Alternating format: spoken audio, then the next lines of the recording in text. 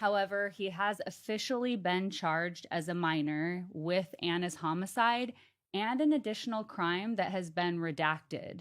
Now, there's some talk about this redacted crime and that it could potentially be sexually related. And the reason why there's talk about it possibly being a sexual crime is because it is redacted and because there was this rumored infatuation between the stepbrother and Anna, and even Anna's ex-boyfriend had made a comment about some behavior that was inappropriate behavior on a FaceTime call that he witnessed. And because of that, there's just been a lot of talk from the start. And there's been some mixed feelings from both Anna's family and then how the biological family of the stepbrother has reacted to all of this. But to be clear, none of those advances were reciprocated on Anna's side.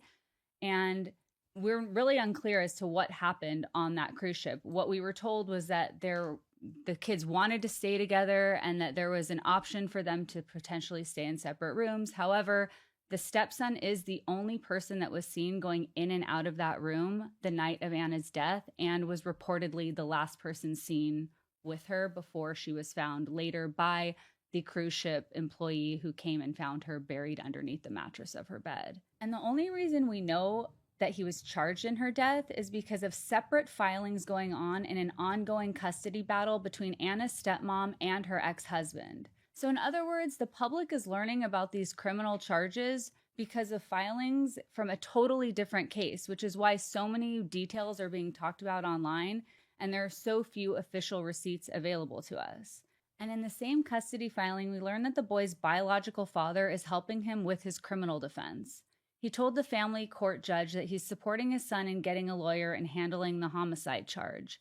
And this is in part because as soon as this all happened, Anna's family pushed to remove the boy from the home. So the biological father is feeling like the son isn't getting support, so he's pushing for that full custody. And Anna's family is going as far as to publicly say that they want the stepbrother buried with nails in his coffin. So as soon as this became public, it sparked major reaction, as you could imagine, because we have these two sides of the families feuding, and now this boy is officially being charged in the murder.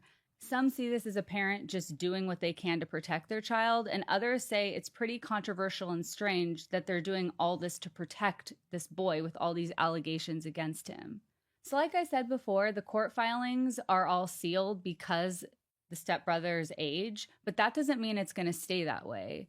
The federal prosecutor could very well go to the judge and ask that it be moved to an adult court later on. And if that happens, most likely all of this will become much more public and the possible punishment could become much more severe due to the nature of the crime.